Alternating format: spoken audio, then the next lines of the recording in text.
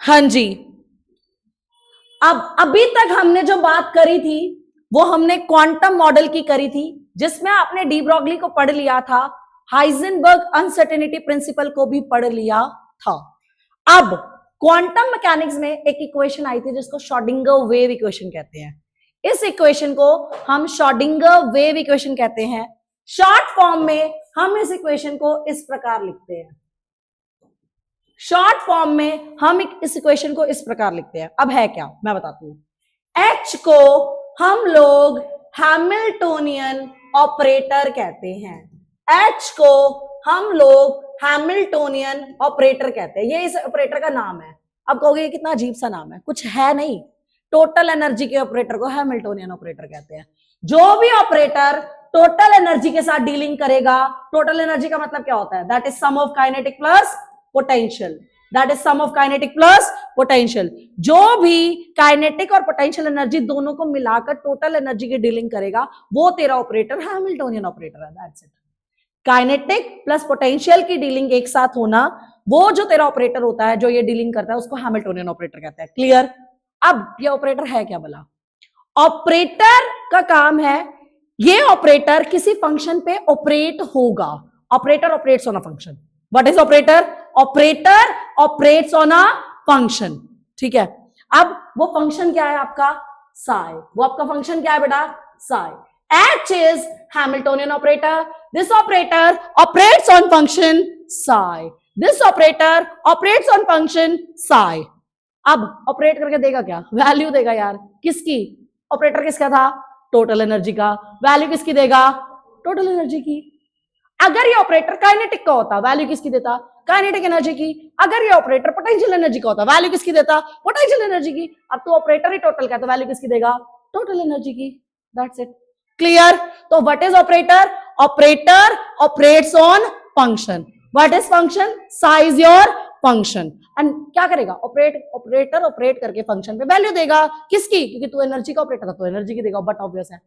Clear. यहां तक समझ में आया? अब बात तो सारी ठीक है। ये देखो, ये ना शॉर्ट फॉर्म में हम ऐसे लिखते हैं, बट जब हम इसको लिखते हैं ना, पूरी कंप्लीट इक्वेशन ये होती है। आप इसको शॉर्ट फॉर्म में इस प्रकार लिखते हो, आप इसको शॉर्ट फॉर्म में इस प्रकार लिखते हो, H psi equal to E psi, but complete equation ये होती है। जो नीट और जेई के लिए प्रिपेयर कर रहे हैं, उनको कंप्लीट वर्जन पता होना चाहिए। क्या है? Del square psi by del X square, del square psi by del Y square, del square psi by del Z square. इसका मतलब आई एम डीलिंग इन तीनों कोऑर्डिनेट्स, एक्स वाला, वाई वाला, जेड वाला। अच्छा, 8 pi square M H square इसका factor है, E total energy है, और वी तेरा पोटेंशियल एनर्जी है। वी तेरा पोटेंशियल एनर्जी है। क्लियर। क्लियर। ओके। ये कंप्लीट इक्वेशन है। जो लोग नीट जेई के लिए प्रिपेयर कर रहे हैं, उनको ये कंप्लीट इक्वेशन का पता होना चाहिए।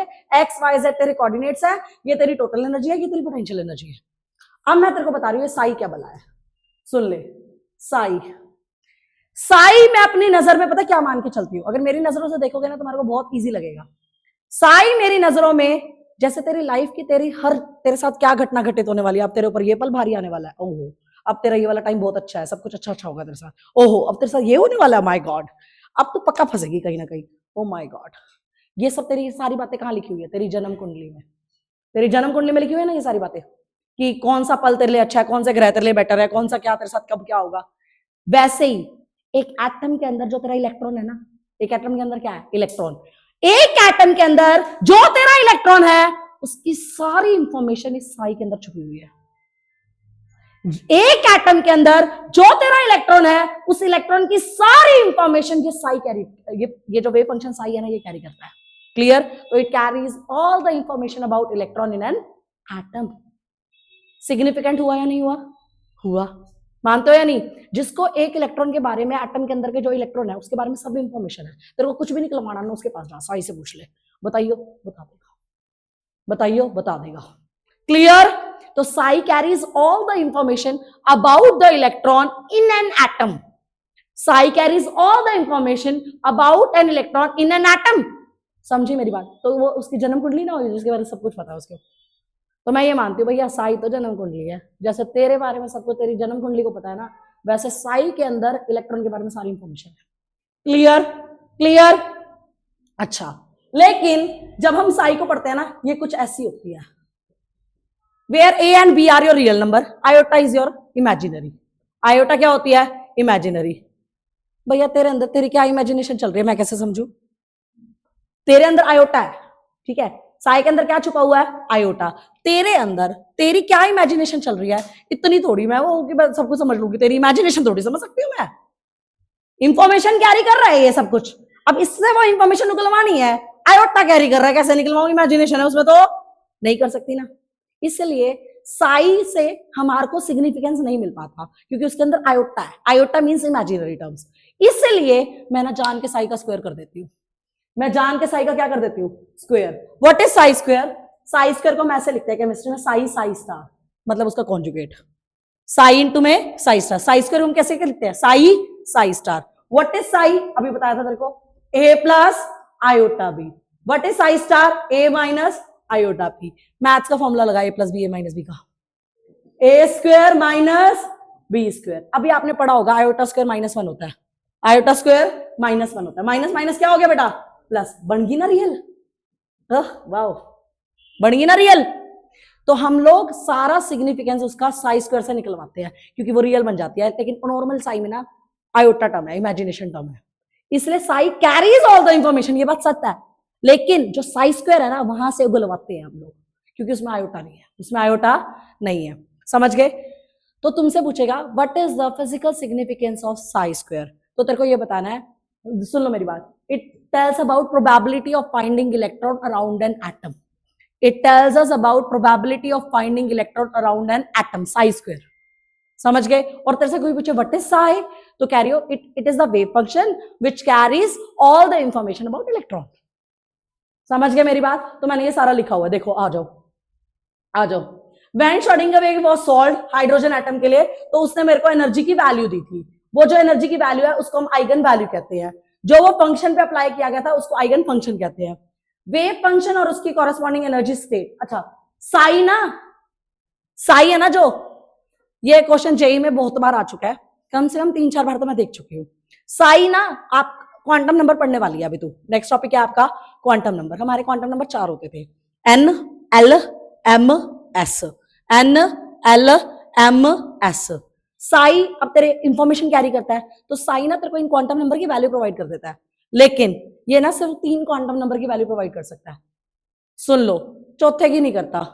साई तुझे 3 क्वांटम नंबर की वैल्यू प्रोवाइड करता है। बोलो, एन की करता है, एल की करता है, एम की करता है, स्पिनिंग नहीं बता पाता बस। एन की करता है, एल की करता है, एम की करता है, स्पिनिंग नहीं बता पाता।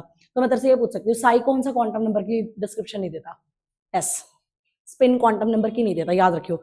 एन की देता है, एल की देता है, एम की देता है, एस की इंफॉर्मेशन डिस्क्लोज नहीं करता। कोई दिक्कत? एनएलएम क्या बताता है? एनएलएम। और सुन, कोई अगर तेरे से मॉडिफाई करके क्वेश्चन दे, ऐसे करके लिख दे, ऐसे करके लिख दे, तो पहला एन होता है, दूसरा एल होता है, तीसरा एम होता है। कोई तरह से एनएलएम पूछ ले ऐसे करके, क्योंकि ये थोड़ा बीएससी लेवल हो गया, बट मैं तेरे को फिर भी कह रही हूँ कि तेरे को पता होना चाहिए। पहला नंबर क्या होता है? एन। दूसरा नंबर क्या होता है? एल। तीसरा नंबर क्या होता है? एम। एनएलएम होता है सीरीज, एन एल एम। पहला नंबर क्या होगा? एन। दूसरा नंबर क्या होगा? एल। तीसरा नंबर क्या होगा? एम। कोई दिक्कत? तो तेरे को 3 के बारे में बताता है, तो मैंने ना लिख दिया आपकी बार। The wave function combination are corrected by set of 3 quantum numbers. 3 बताता है, one is your N, other is your L, and third one is your M. कोई दिक्कत? कोई दिक्कत? अच्छा जी, ये इक्वेशन हाइड्रोजन एटम के लिए तो बहुत एब्सोल्युटली करेक्ट थी, लेकिन जैसे हम मल्टी इलेक्ट्रॉन एटम पे आते थे ना, मल्टी इलेक्ट्रॉन का मतलब क्या है? हाइड्रोजन का एटॉमिक नंबर क्या था? 1। नंबर ऑफ प्रोटॉन क्या थे? 1। नंबर ऑफ इलेक्ट्रॉन क्या थे? 1। तो ये सिंगल इलेक्ट्रॉन एटम के लिए बढ़िया जा रही थी। मल्टी का मतलब होता है जब इसके अंदर मोर देन 1 इलेक्ट्रॉन्स हो। मोर देन 1 इलेक्ट्रॉन्स के लिए ये फेल होने लग गई। क्यों? क्योंकि वहां पे इलेक्ट्रॉन इलेक्ट्रॉन में रिपल्शन हो रही थी, मतलब एक्यूरेसी नहीं थी अच्छी, can not be solve accurately. ठीक है, हमने अप्रोक्सीमेशन लगाई थी सॉल्व करने के लिए, पर एक्यूरेटली फिर भी नहीं आ रहा था, नियर अबाउट आता था आंसर। आंसर क्या आता था? Near about. Physical significance of wave function देखो, wave function gives the amplitude of the wave associated with the electron. ये भी लिख दो, एम्पलीट्यूड भी बताता है, और दूसरी बात क्या लिख देगी? पूछा जाएगा ये क्वेश्चन, मैं बता रही हूँ, इस पूरी शीट में से पूछना ही है तेरे स्कूल वालों ने। तो साई क्या है, साई स्क्वायर क्या है, तो तू ये बोलेगी amplitude of the wave associated with electron, amplitude of the wave associated with electron, ये बता देगी। और अगर इस बात का रियल मीनिंग क्या है अभी बताया मैंने को, इस बात का रियल मीनिंग क्या बता दे। It carries all the information about electron in an atom, it carries all the information about electron in an atom. कोई दिक्कत, कोई दिक्कत? हाँ जी, नेक्स्ट। इसमें से बस आपको इतना ही पता होना चाहिए। एक एनएलएम वाली बात कर लो, एक एनएलएम वाली बात कर लो, और दूसरा बात क्या करोगे, साई क्या, amplitude of wave associated with the electron. अब साई स्क्वायर का मैंने तेरे को बोला था फिजिकल सिग्निफिकेंस होता है, because it give probability of finding electron around an atom, probability of finding electron in an atom, probability function है वो। साई स्क्वायर क्या बताता है, probability of finding electron in an atom. समझ गए मेरी बात? साई क्या है, amplitude of wave associated with electron, psi square क्या, probability of finding electron, probability of finding electron in an atom या रीजन स्पेस यू कैन से। अब बहुत ज्यादा इंपॉर्टेंट है ऑर्बिट ऑर्बिटल, ऑर्बिट ऑर्बिटल। सुन लो, ऑर्बिट क्या है, जो तेरी के शेल है, जो तेरी एल शेल है, जो तेरी एम शेल है, जो तेरी एन शेल है, जिसको तो सर्कुलर शेल बोलती है, जिसको तो फिक्स शेल बोलती है, जो तेरा सर्कुलर पाथ, वो तेरा ऑर्बिट है। ये के एल एम एन ये तेरे क्या थे, ऑर्बिट्स। क्या थे, ऑर्बिट्स। क्लियर? अच्छा, अब एक बात बता, के एल एम एन में मैक्सिमम इलेक्ट्रॉन कैसे निकालती थी, 2n² रूल से। याद कर, के एल एम एन, इनके एन वैल्यू बताइयो, 1 2 3 4। इलेक्ट्रॉन कैसे निकालती थी, 2n का स्क्वायर, 2 8 18 और 32, ऐसे ही निकालती थी ना। तो मैक्सिमम इलेक्ट्रॉन कैसे पता लग रहे थे तेरे को, 2n²। अब एक बात बता, ये कौन सा पाथ था, सर्कुलर पाथ। बोर ने क्या कहा था, सर्कुलर। सर्कुलर मोशन 2D होता है या 3D, 2D। तो ये कौन सा पाथ है, 2D। नाम क्या है इनके, KLMN। क्या है, KLMN। शेप कैसी है, सर्कुलर। सर्कल की कोई डायरेक्शन, नॉन डायरेक्शनल नेचर का होता है। कैसा होता है, नॉन डायरेक्शनल नेचर। ऐसे गोल घुमा हुआ है ना, डायरेक्शन क्या हुई, नॉन डायरेक्शनल नेचर का होता है। अच्छा जी, क्या तेरे डी ब्रोगली को ओबे किया था, बोर तो पहले की बात है, कहां से करेगा, बोर तो पहले की बात है, उसके बाद गए थे ये तो। बोर की लिमिटेशन को दूर करने के लिए तो आया था बंदा, कैसे ओबे कर लेगा पहले से ही। अगर उसको पहले से पता होता वो अपनी लिमिटेशन रखता। समझ गए मेरी बात? अब ऑर्बिटल क्या है मैं बताती हूँ, आ जा। ऑर्बिटल वो है जहां तेरी प्रोबेबिलिटी ऑफ फाइंडिंग इलेक्ट्रॉन 90% से ग्रेटर हो, वो ऑर्बिटल है। जहां तेरी प्रोबेबिलिटी ऑफ फाइंडिंग इलेक्ट्रॉन 90% या उससे ज्यादा हो, वहां वो तेरा ऑर्बिटल है। समझ गई, समझ गई? तो ये देख लिया, it is a region space जहां पे probability of finding electron maximum हो 90% से ज्यादा। अब एक बात बता, और ये 2D है तो ये क्या होगा, 3D। ये के एलिमेंट है तो ये क्या है, SPDF, SPDF। अच्छा मैं बता रही हूं, अब इनकी शेप डिफरेंट है। जैसे S को स्फेरिकल बोलते हैं, P को क्या बोलते थे, डम्बल, D को क्या बोलते थे, डबल डम्बल। तो इनकी शेप्स क्या अलग अलग। उसकी क्या थी, के एलिमेंट की फिक्स सर्कुलर। समझ गई? आगे चल, इनका नेचर डायरेक्शनल, मैं बताती हूं क्यों। जो तेरा P ओरिएंटेड होता है ना, वो X एक्सिस में भी है, वो Y एक्सिस में भी है, वो Z एक्सिस में भी है। ये XYZ क्या होती है, डायरेक्शन होती है। एक है नॉन डायरेक्शनल, बता दे कौन, S, क्योंकि वो स्फेरिकल है। S नॉन डायरेक्शनल है, बाकी सारे डायरेक्शनल है। समझ गए? क्योंकि S की शेप कैसी है, स्फेरिकल, स्फेयर की डायरेक्शन नहीं है। समझ गए मेरी बात? अच्छा, एक ऑर्बिट में तूने कल S भरा रही थी ऑर्बिट, एक ऑर्बिट में मैक्सिमम इलेक्ट्रॉन कितने भरे थे कल तुमने, 2। कितने भरे थे, 2। तो ये मैक्सिमम नंबर ऑफ इलेक्ट्रॉन 2। हाँ जी, बोर के बाद आया ये बंदा, ओबे करेगा या नहीं करेगा डी ब्रोगली और हाइजेनबर्ग को, पक्का करेगा, कर लिया। ये डिफरेंस आने के चांसेस हैं। फिर से बताती हूँ, ऑर्बिट क्या था, वो तेरे के एलिमेंट, वो तेरे सर्कुलर, वो तेरे 2D, वो शेप सर्कुलर। समझ गई? अकॉर्डेंस नहीं था, मैक्सिमम इलेक्ट्रॉन 2n²। समझ गई? ऑर्बिटल क्या था, जहां तेरे इलेक्ट्रॉन मिलने की संभावना 90% से ज्यादा हो, SPDF। ये तेरे 3D होते हैं, इनकी शेप डिफरेंट होती है, S की स्फेरिकल, P की डम्बल, D की डबल डम्बल। समझ गई? मैक्सिमम इलेक्ट्रॉन एक ऑर्बिटल में 2 ही आते हैं, और ये अकॉर्डेंस में था। ये क्या था, अकॉर्डेंस में आने के चांसेस फुल टू।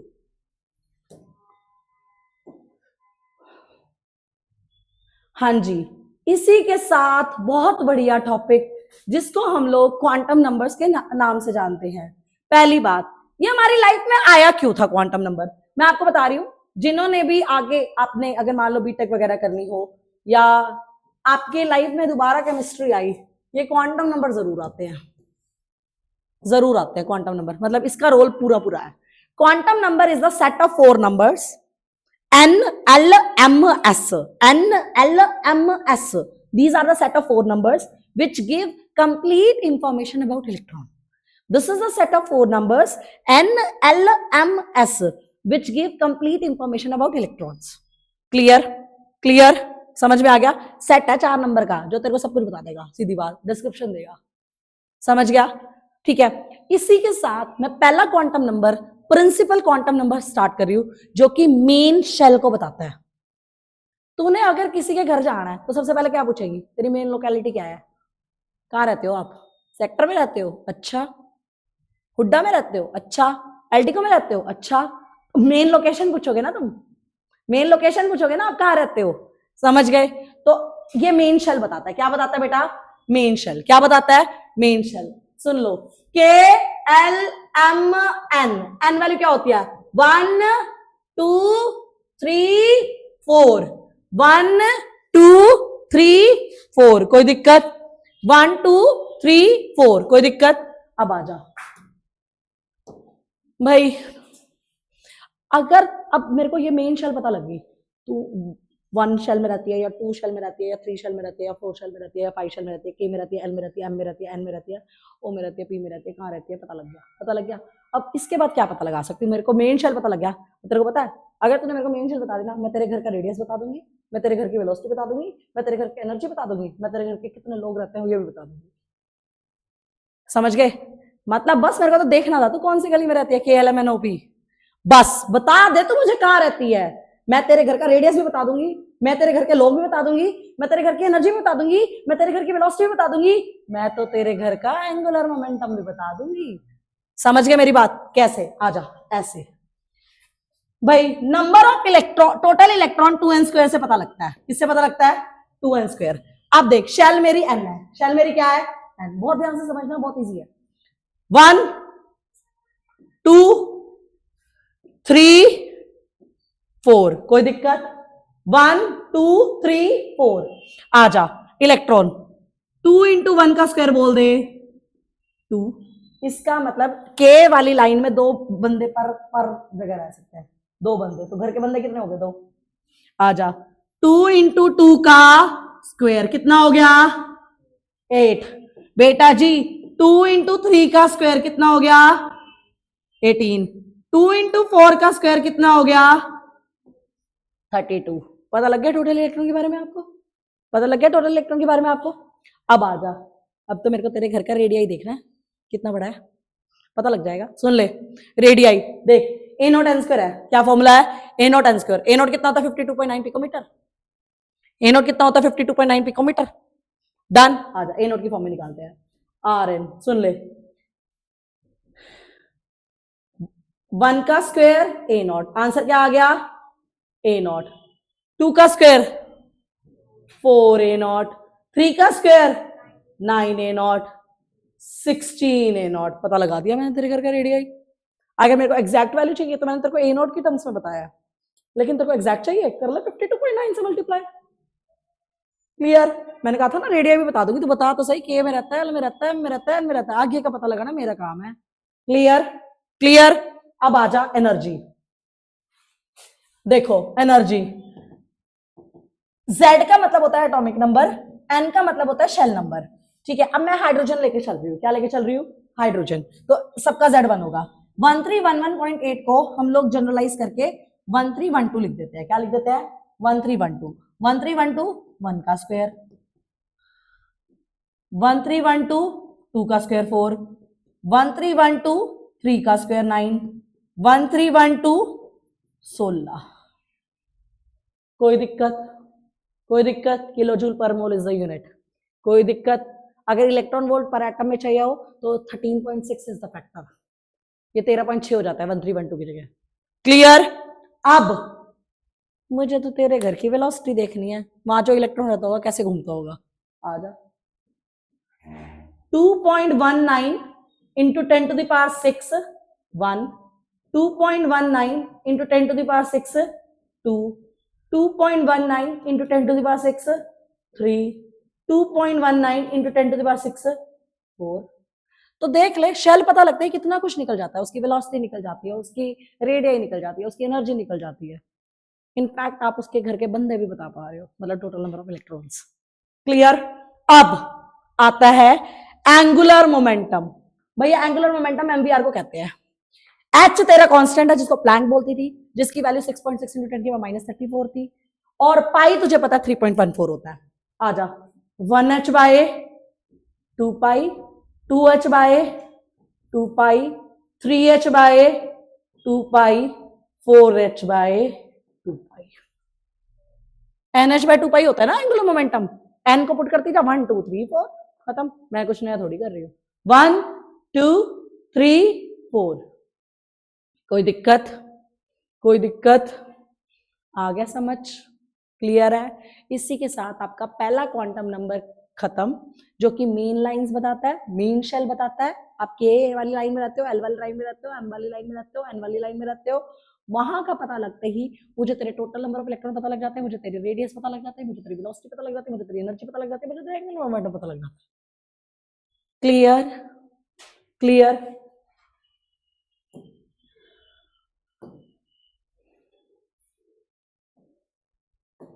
भैया अब मुझे आपका पता तो लग गया, KLMNOP आप कहाँ हो। अब मुझे ये देखना है तेरे घर में कमरे कितने हैं, जिसको हम बोलते हैं फाइन लाइंस। क्या बोलते हैं बेटा जी? Fine lines. मेन का पता लग गया। अब मैं अंदर जा रही हूँ, फाइन लाइंस पे आ रही हूँ। किस पे आ रही हूँ? Fine lines. फाइन लाइंस का मतलब है सब शेल्स। पहली क्या थी? शेल्स। तो अगली क्या है? सब शेल्स। पहली क्या थी? शेल्स। तो अगली क्या है? सब शेल्स। अब मेरे को तेरे सब शेल के बारे में जानना है। सुनो, इसको हम लोग पता क्या, इसको बोलते हैं अजीमुथल क्वांटम नंबर। एल होता है, अभी तक आपने एन पढ़ा है, अब हम एल पे शिफ्ट हो रहे हैं। इसको हम बोलते हैं अजीमुथल क्वांटम नंबर। इसके 3 नाम है, azimuthal quantum number, angular quantum number, subsidiary quantum number. समझ गए मेरी बात? Angular quantum number, azimuthal quantum number, subsidiary quantum number, secondary quantum number भी बोल देते हैं कई लोग इसको। एल मतलब क्या है? एल, जो कि तुझे क्या बताएगा? सब शेल। सब शेल का मतलब क्या है? एस है, पी है, डी है या एफ है। अभी तक तू क्या जानती थी? के है, एल है, एम है या एन है। अभी तक तू कहां तक स्टिक थी? के हूं, एल हूं, एम हूं या एन हूं। अब तू कहां आ रही है? एस है, पी है, डी है या एफ है। समझ गई? मतलब सब शेल, शेल के अंदर की बात, शेल्स के अंदर की बात। वो क्या थी? Main lines. ये क्या है? Fine lines. कोई प्रॉब्लम किसी को? आ जा, अब तू सब शेल तक पहुंच गया। हाँ जी, आगे देखो। L, L 0 1 2 3 4। 0 से शुरुआत करते हैं। 0 1 2 3 4। 0 1 2 3 4 शुरू हो जा। एस पी डी एफ जी, एस पी डी एफ जी। ठीक है, इसका मतलब अगर तू मुझे एल वैल्यू 0 देगा तो मैं एस ऑर्बिटल हूं, 1 देगा मैं पी ऑर्बिटल हूं, 2 देगा मैं डी ऑर्बिटल हूं, 3 देगा तो एफ ऑर्बिटल हूं, 4 देगा तो मैं जी ऑर्बिटल हूं। समझ गए मेरी बात? S P D F G, H तक भी जा, मेरे को क्या करना है, जाती रहे। एल 0 1 2 3 4 5 जाती रहे। समझ गए मेरी बात? ठीक है, क्लियर? एल वैल्यू समझ में आ गई, ऑर्बिटल समझ में आ गए। 0 1 2 3 4 S P D F G H I J, जहां तक जाना जा। डन। अब आ जा, सुन सुन सुन सुन सुन सुन, बहुत प्यार से समझाऊंगी, बहुत आराम से समझाऊंगी। आ जा, सुन। यहां पर मैंने लिखा अपना शेल, तू भी लिख। के लिख, एल लिख, एम लिख, प्यार से लिखियो। एन लिख, 1 लिख, 2 लिख, 3 लिख, 4 लिख। यही होते हैं, यही होते हैं। लिख दिया, लिख दिया। अब सुन सुन सुन सुन सुन, जो ये एल है, अब इस एल की वैल्यू कैसे निकालते हैं? मैं थोड़ा स्पेस में लिखती हूँ, थोड़ा स्पेस कर करके लिखना, क्योंकि बीच में मेरे को जगह चाहिए होगी। L M N 1 2 3 4 like this. मैंने थोड़ी स्पेस कर करके लिख दिया। ठीक है, एल की ना कुछ परमिटेड वैल्यूज होती है, आप अपनी मर्जी से थोड़ी कहीं पे भी, के वाली लाइन में एक घर में कितने कमरे होंगे, आप अपनी मर्जी से थोड़ी कुछ भी कर सकते हो।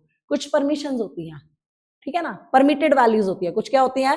Permitted value. सुन, एल की परमिटेड वैल्यू 0 to n-1 होती है। एल की परमिटेड वैल्यू 0 to n-1 होती है। माइंड दिस, एल की परमिटेड वैल्यू 0 से लेके n-1 तक होती है। सुन, इसका n बता। वन, वन माइनस वन क्या होता है? एक ही परमिटेड है, एक ही की परमिशन है। इसका मतलब के वाली लाइन में हर घर में एक ही कमरा है, बस के वाली लाइन में हर घर में एक ही कमरा है, समझ गई? एक ही परमिटेड है, एक ही परमिटेड है। आ जा, ये नंबर क्या है? 2। बेटा जी 2 में से 1 गए, 1, तो 0 से शुरू करना है।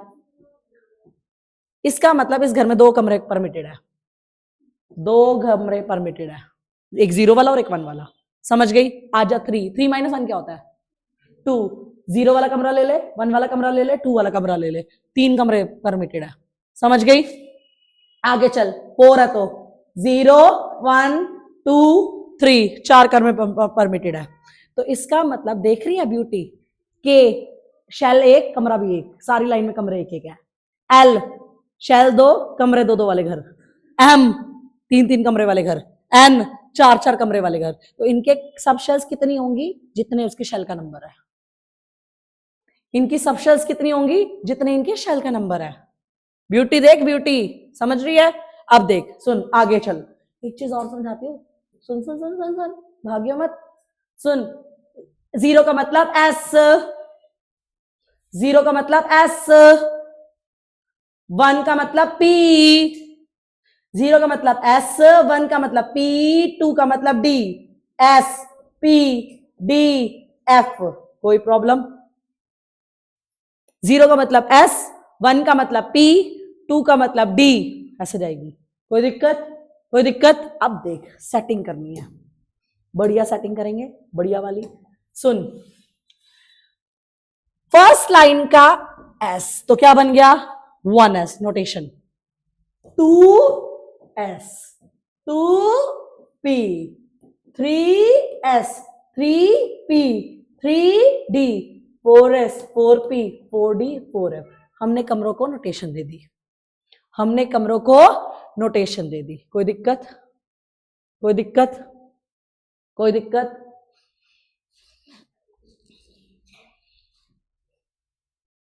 हाँ जी, एक कदम आगे बढ़ो। क्लियर है यहां तक?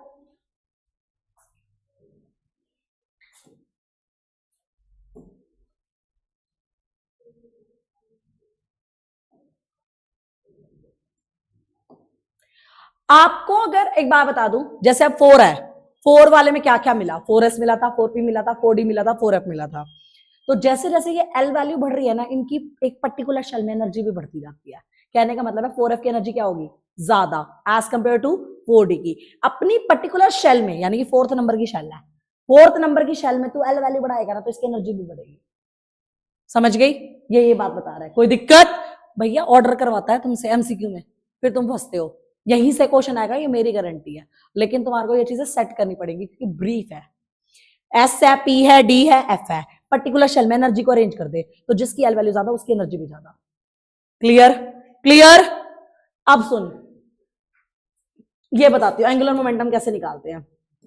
यहां पर हम एंगुलर मोमेंटम पर्टिकुलर ऑर्बिटल का निकालते हैं। जैसे you have S, you have P, you have D, you have F, L लिखियो 0 1 2 3। एस वाले का एंगुलर मोमेंटम कितना होगा?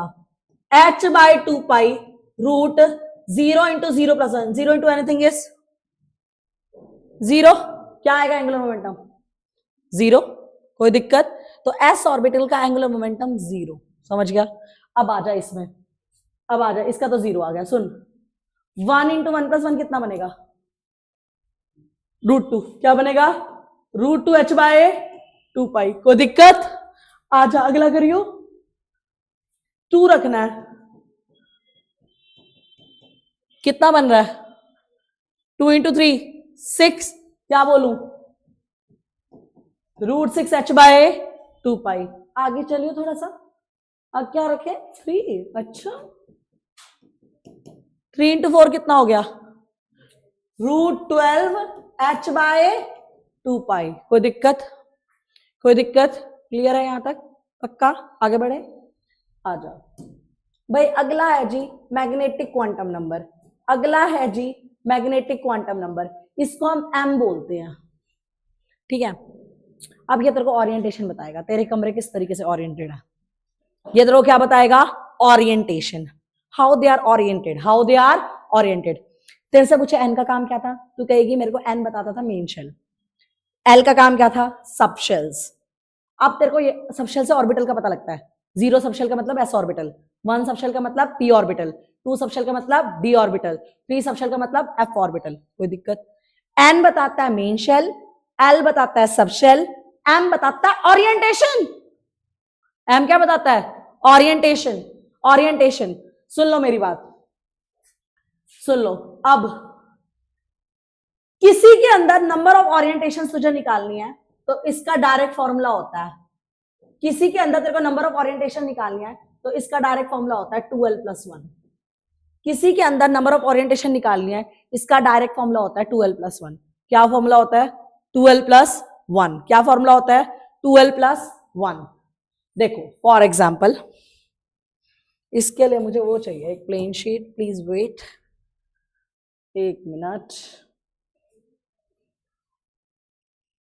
1 सेकेंड बस।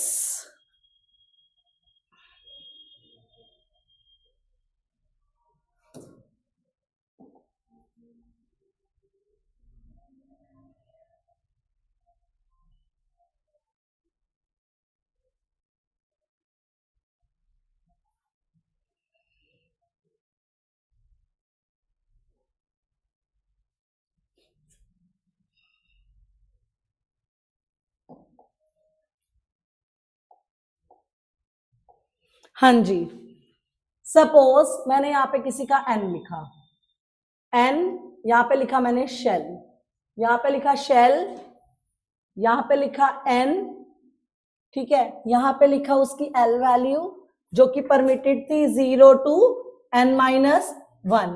यहां मैंने लिख दी उसकी नोटेशन, ठीक है, यहां पे मैंने लिख दिया 2l+1 मतलब नंबर ऑफ ओरिएंटेशंस। यहां पे मैंने लिख दी नंबर ऑफ ओरिएंटेशंस, और नंबर ऑफ ओरिएंटेशन इक्वल होती है नंबर ऑफ ऑर्बिटल्स के, याद रखिएगा।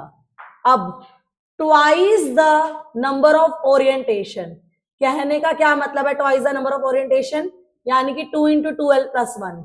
ये मुझे नंबर ऑफ इलेक्ट्रॉन्स बताते हैं कि कितने इलेक्ट्रॉन्स उसके अंदर प्रेजेंट है, कि उसके अंदर कितने इलेक्ट्रॉन्स प्रेजेंट है, ठीक है। अच्छा, अब मैं लिख रही हूं उसकी एम वैल्यू। एम वैल्यू मतलब भाई जैसे मैंने बताया था एल की परमिटेड वैल्यूज होती है, कहां से परमिटेड, 0 to n-1। वैसे एम की परमिटेड वैल्यूज क्या है, -l से लेकर +l तक, -l से लेकर +l तक। कोई दिक्कत। अब देखो शुरू करते हैं। मैंने लिखा यहाँ पे k, मैंने लिखा यहाँ पे l, मैंने लिखा यहाँ पे m, मैंने लिखा यहाँ पे n, k एलिमेंट।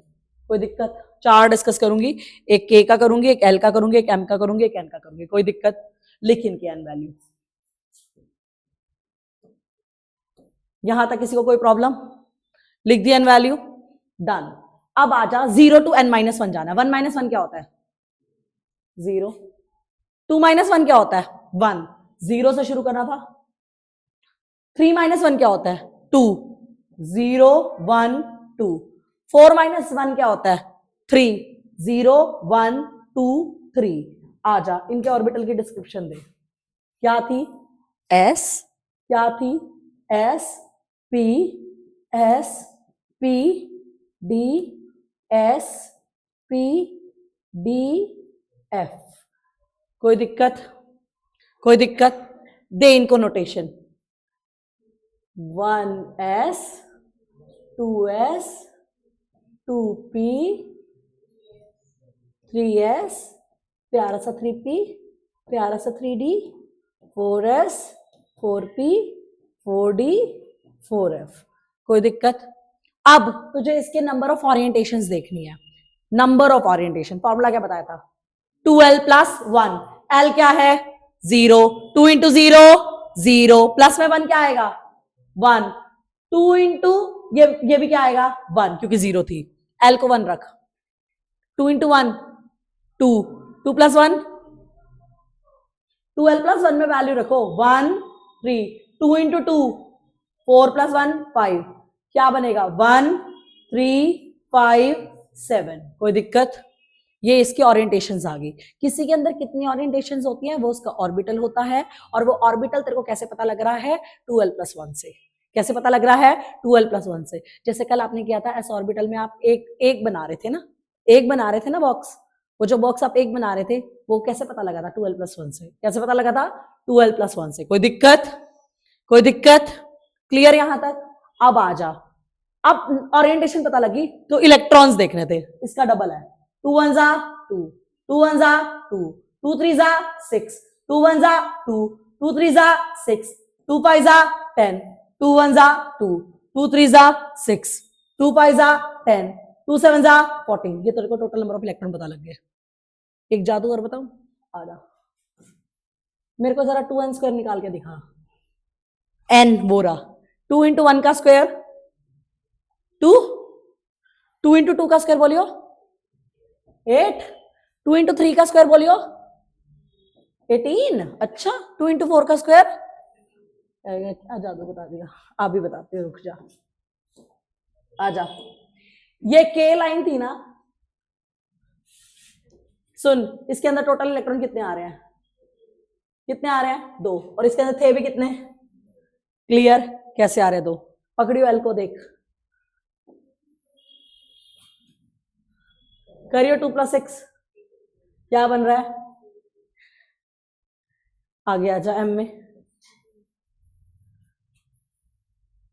M वाले में गिनियो, ये रहा, कितने बने, 18 बन गए, 18। देख ऐसे अलग अलग होके भी इकट्ठे हो रहे हैं। अब देख इनको गिनियो, 32। कोई दिक्कत, कोई दिक्कत, ये 32 ऐसे ऑर्डर चल रहा था, समझे मेरी बात। अब 1 थिंग और, अब आ जाओ ओरिएंटेशन, अभी बताती हूँ, देख -L2 + L जाना है, इसका M के L क्या है, 0। कभी तूने 0 को नेगेटिव पॉजिटिव पढ़ा है, नहीं पढ़ा ना, तो क्या होगा 0। तो ये एक वैल्यू आ रही है ना, इसलिए बोलते हैं कि ओरिएंटेशन 1 है, इसलिए बोलते हैं ओरिएंटेशन 1 है। क्या बोलते हैं, ओरिएंटेशन 1 है। जरा देखियो अगले में क्या वैल्यू है, 0, 0, तो 0 का 0 ही रहेगा। 1 -1 0 1, कितनी बनी ये वैल्यू, -1 0 1, कितनी बनी, समझी। अब देख 0 की 0, -1 0 1, 2 में बोल, -2 -1 0 1 2, ये क्या बनी 0, -1 0 1, -2 -1 0 1 2, -3 -2 -1 0 1 2 3, लाइक दिस। कोई दिक्कत, गिन लो, 7 है। क्लियर, क्लियर, पक्का क्लियर, पक्का। अब मैं बताती हूँ आपको हम लोग कहाँ थे। अब एक बार प्लीज वेट।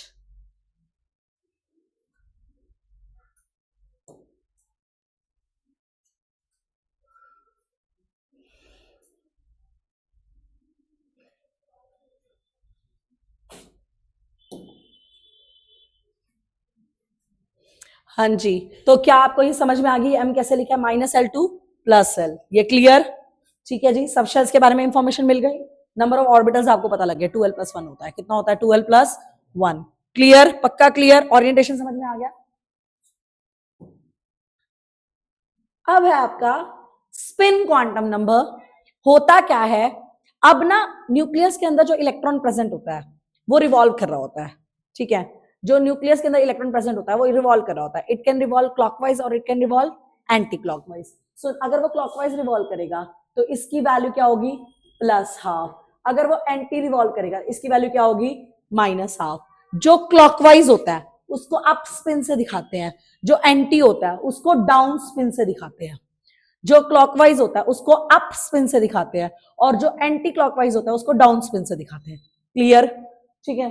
अब जैसे मान ले मेरे पास एक इलेक्ट्रॉन है, उसकी इसकी वैल्यू कितनी है, ½ तो क्या रखोगे यहाँ पे, ½ +1 h/2π, ऐसे करके निकाल देते हैं। कोई दिक्कत, ठीक है। इसे बोलते हैं स्पिन क्वांटम नंबर। क्या बोलते हैं, स्पिन क्वांटम नंबर। कोई दिक्कत। अब तुमसे ना ये वाला क्वेश्चन बहुत पूछा जा रहा है कि कौन सी चीज आपको क्या इंफॉर्मेशन प्रोवाइड कर दिया। तो देखना, एन डिस्क्राइब द शेल। मैंने बार बार चिल्ला चिल्ला के बताया कि एन आपको क्या बताती है, shell. L subshell, subshell पता लगता ही आपको ऑर्बिटल पता लग जाता है। एस वाला स्फेरिकल, पी वाला डम्बल, डी वाला डबल डम्बल। तो ये शेप बता देता है। क्या बता देता है? शेप। एम से क्या पता लगता है? ओरिएंटेशन। और एम एस से क्या पता लगता है बेटा? स्पिन। अगर तेरी वैल्यू प्लस हाफ है, मैं तेरे को कह दूंगी तू क्लॉक थी, तू अप है। अगर तूने मेरे को बोला मेरी वैल्यू माइनस हाफ है, मैं कह दूंगी तू डाउन है और तू एंटी है और तेरी वैल्यू तभी माइनस हाफ है। समझ गए मेरी बात? तो ये सारी इंफॉर्मेशन मेरे को चारों क्वांटम नंबर से मिलती है।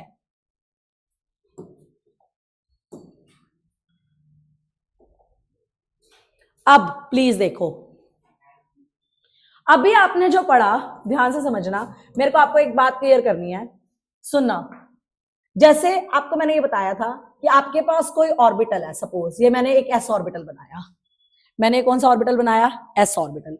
मैंने इसको 1s लिख दिया। मैंने इसको क्या लिख दिया? 1s। मेरे पास कोई ऑर्बिटल है, ये मैंने 1s लिख दिया। कल हम लोग जब इसकी इलेक्ट्रॉन की फिलिंग कर रहे थे तो मैंने तुम्हारे को ये बताया था कि इलेक्ट्रॉन की फिलिंग ना अपोजिट स्पिन से होती है। मैंने आपको ये बात डिक्लेयर करी थी कि इलेक्ट्रॉन की फिलिंग कैसे होती है? Opposite spin. तो मैंने अब आपको ये बात क्लियर करनी है कि ये अपोजिट ही क्यों होती है। ठीक है, मैंने अपोजिट भर दिया। एक ऑर्बिटल में कितने इलेक्ट्रॉन आते हैं? ट्वाइस, 2 आ गए। ये एक ऑर्बिटल है, इसके अंदर इलेक्ट्रॉन कितने आएंगे? 2। एक आप अप भरते हो तो एक क्या भरते हो? डाउन। सुन ले मेरी बात, अब क्लियर करूंगी। देख, मैं ना अब तेरे को कह रही हूं, तू इसके बारे में एक्सप्लेनेशन देगी। देख कैसे, तू इसका एन बताएगी, तू इसका एल बताएगी, तू इसका एम बताएगी, तू इसका एस बताएगी। सिमिलरली एक बार डिस्क्रिप्शन देगी इसकी, एन बताएगी, एल बताएगी, एम बताएगी, एस बताएगी, कंप्लीट डिस्क्रिप्शन। सुन ले, 1s है ना, तो ये जो 1 नंबर होता है वो उसकी एन वैल्यू होती है, मेन शेल। मेन शेल, अब ये 1s ही था तो इसकी भी मेन शेल क्या हुई? 1।